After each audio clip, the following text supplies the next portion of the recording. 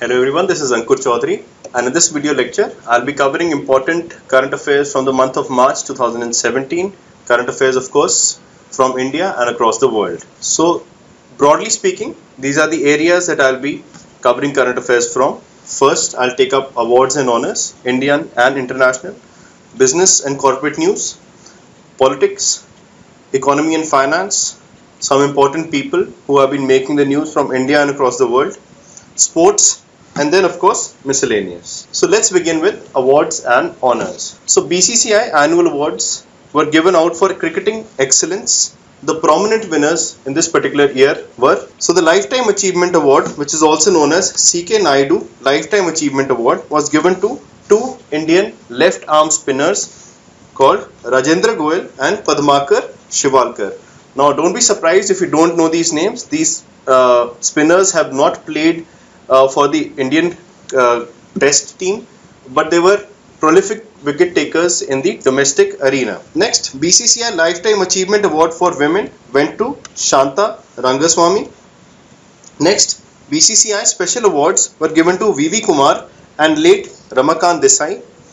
Next, the Polly Umrigar Award was given to Virat Kohli for his cricketing excellence. So BCCI annual awards are given every year by the BCCI, and these awards were first given out in the year 2006-2007. Next, the Norwegian Academy of Sciences and Letters announced to award the Abel Prize for 2017 to Vice Mayor of France. So Mr. Mayor has been awarded for his work in developing mathematical theories as far as wavelets are concerned. So Abel Prize is one of the highest prizes given in the field of mathematics. Next, photojournalist Raghu Rai was conferred with a Lifetime Achievement Award by the Information and Broadcasting, that is INB Ministry, Government of India. So this was the 6th edition of the annual photography awards given by INB Ministry, Government of India. Next, Indian American Indrani Das won the top prize of $250,000 in the Regeneron Science Talent Search Competition in the US for a research on treating brain injury and disease. So Regeneron Science Talent Search Competition, this is in fact the oldest competition for sciences for school-going children in the US, and it is also popularly known as the Junior Nobel Prize. Next, we cover some important news from the world of business. So firstly, IDFC became the first bank to launch the biometric based payment system, that is Aadhaar Pay, through its network. So Aadhaar Pay allows its users to make transactions related to money only through using their biometric information like iris scans or fingerprints. Next, the BBC has been banned from filming in tiger reserves in India for 5 years as its documentary on the Kaziranga National Park misrepresented the immunity provided to forest staff as a shoot to kill policy. So the Kaziranga National Park is a very famous tiger reserve located in the state of Assam. Now the forest guards over there are given a lot of immunity in order to protect tigers from poachers, right? So they are even allowed to shoot the poachers down, right? So this particular policy was highlighted arbitrarily by the BBC documentary, and that is why it has been banned from making any documentaries in tiger reserves in India for 5 years. Next, Millicom International Cellular MIC announced signing an agreement with the Indian company Bharti Airtel to merge their Ghanaian operational subsidiaries Tigo Ghana and Airtel Ghana. Next, the government announced its decisions to merge the Bharatiya Mahila Bank BMB with SBI to ensure greater banking services outreach to more women. So the Bharatiya Mahila Bank was established in the year 2013. Now the basic idea of BMB was that to ensure more and more loans being given out to women entrepreneurs. Now, as you all know, that SBI is being merged, or rather its associate banks of SBI are being merged with the parent bank, that is SBI. Also, it has been decided that BMB will also be merged with SBI itself. Next, the Union Cabinet approved proposals with regard to Fund of Funds of Startups, which was established with a corpus of rupees 10,000 crores. Right? So Fund of Funds of Startups, FFS, this was a fund created by the Union Cabinet to finance more and more startups or new entrepreneurial ventures. Right? So FFS is currently managed and operated by SIDBI. Next, British telecom major Vodafone Group PLC announced to combine its Indian unit, that is Vodafone India Limited, with Aditya Birla Group's Idea Cellular Limited, paving the way for creating the country's largest and one of the world's biggest wireless providers. So this combined entity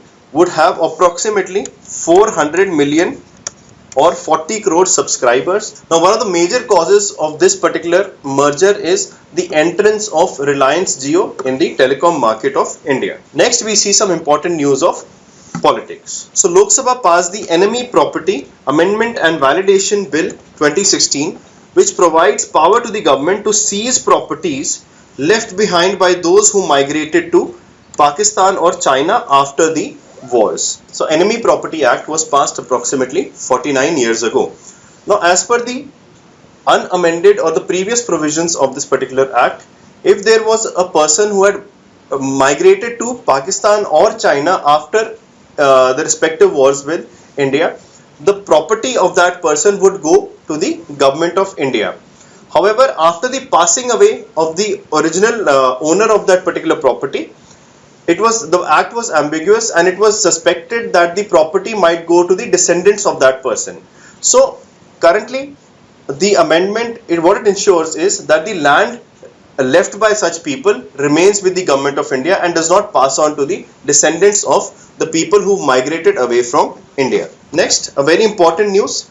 Parliament passed the Maternity Benefits Amendment Bill 2016 to raise maternity leave for working women from 12 weeks to 26 weeks for 2 surviving children. Right? So these 26 weeks will be a full paid leave for working women. Next, the committee constituted under the chairmanship of Madhukar Gupta, he is a senior bureaucrat in the Defence Ministry, submitted its report to the government to strengthen border protection and address vulnerabilities in fencing along the Indo-Pakistan border. Next, the Parliament passed the Employees Compensation Amendment Bill 2016. The bill amends the Employees Compensation Act of 1923. This is important. It ensures compensation of up to rupees 1 lakh to an employee if the employee is injured in an industrial accident, and it also imposes hefty penalty in case of any violation by the employers. So it increases the amount of maximum compensation that an employee may get in case of an industrial accident and makes the provisions more strict in case of violations by employers. Next, the Cabinet Committee on Economic Affairs, that is CCEA, approved the North-East Road Network Connectivity Project Phase 1 for the development of 403 kilometers of national highways in the states of Meghalaya and Mizoram. Under Phase 1, Mizoram would have approximately 351 kilometers of national highway, and the balance, that is approximately 52 kilometers, will be constructed in the state of Meghalaya. Now we'll take up important news from economy and finance. So the state-run NTPC, that is National Thermal Power Corporation, installed India's largest floating solar photovoltaic or PV plant at Rajiv Gandhi Combined Cycle Power Plant at Kayamkulam in Kerala. So it is basically a solar energy project which is floating on a water body. It has been installed at Kayamkulam in Kerala. So Union Cabinet approved the signing of an MOU. MOU is nothing but an agreement between India and the United Nations entity of gender equality and empowerment of women, also known as UN Women. So as far as this agreement is concerned, UN Women would be providing technical assistance to Panchayati Raj institutions in the country so that more and more women participate at the grassroots level in such institutes. Next, the Union Ministry of Agriculture launched Mission Fingerlink, a program which aims to enable holistic development and management of fisheries sector in India. Now, fisheries sector is very, very important as far as India is concerned. The Ministry of Agriculture has identified 20 states which would be targeted in case of mission fingerling. So currently India is producing around 12.79 million metric ton of fish in a year. These are figures for the year 2014 and 15. So as far as mission fingerling is concerned, India aims to achieve by 2021 to year 2020 and 21 about 15 million metric ton of fish production in a year. Next, the loan agreement for New Development Bank, that is NDB, financing of US dollars 350 million for development and upgradation of major district road projects in Madhya Pradesh was signed between Government of India and the New Development Bank. Now this particular news is very important because this is the first loan agreement which India has signed with the newly formed New Development Bank, also known as BRICS Bank. Next, the World Bank approved a $175 million loan for the National Hydrology Project to improve India's ability to forecast floods and reduce vulnerability to recurring floods and droughts. In the next section, we'll talk about some important people in news. Firstly, Senior IS officer Mr. Ajay Tyagi took charge as the chairman of the markets regulator SEBI. He is the 9th chairman of SEBI and he has taken over from Mr. UK Sinha. Next, Nigeria's former Minister for Environment Ms. Amina Muhammad was officially sworn in as the Deputy Secretary General of the United Nations. Next, ending 15 years of Congress rule in Manipur, BJP leader Mr. N. Biren Singh was sworn in as the state's Chief Minister. Next, former BJP legislator from Gujarat Manhar Waljibhai Zala assumed charge as the chairperson of the National Commission for Safai Karmcharis. Now, NCSK is a statutory commission established by the Parliament and it takes care of the interests of Safai Karmcharis or cleaners in India. Next, BJP leader Trivendra Singh Rawat was sworn in as the Uttarakhand Chief Minister after a massive victory in the Assembly elections. Next, Mr. Upendra Tripathi was appointed as the Interim Director General of the International Solar Alliance on a full-time basis. Next, we see some important news from the world of sports. The Indian women's hockey team defeated Belarus, right? Belarus is a country in Europe, to register their 4th consecutive victory in the 5-match test series which was being held in Bhopal, Madhya Pradesh. Next, Britain's double Olympic gold medalist Joanna Rousel Shand announced her retirement from international cycling. So Miss Shand was the gold medalist in the 2012 and 2016 Olympics in cycling. Next, the Indian duo of Ravichandran Ashwin and Ravindra Jadeja became the first set of spinners to be jointly ranked number 1 in the ICC Test rankings for bowlers. Next, Punjab won the 71st Santosh Trophy football tournament by defeating Railways in the final match. Next, SSP Chaurasia became only the 2nd Indian golfer to successfully defend the Indian Open, clinching a 7-stroke win. He now becomes the 3rd player to win back-to-back Indian Open titles. Before him, Jyoti Randhawa and Japan's Kenji Hosoishi were the 2 other golfers who managed to defend their titles for 3 times. Next, Shashank Manohar resigned as the ICC chairman after only 8 months in office, citing personal reasons. Now, before this, Shashank Manohar resigned from the chairmanship of BCCI as well. The reason was that he could not implement the recommendations of the Lodha committee. Right? Lodha committee, of course, was formed by the Supreme Court to recommend certain reformatory measures in the functioning of BCCI. Next, the International Hockey Federation and the Government of Odisha announced that the Men's Hockey World League Final 2017 and Men's Hockey World Cup 2018 will be held in the Kalinga Stadium at Bhubaneswar. Right? So this is very important.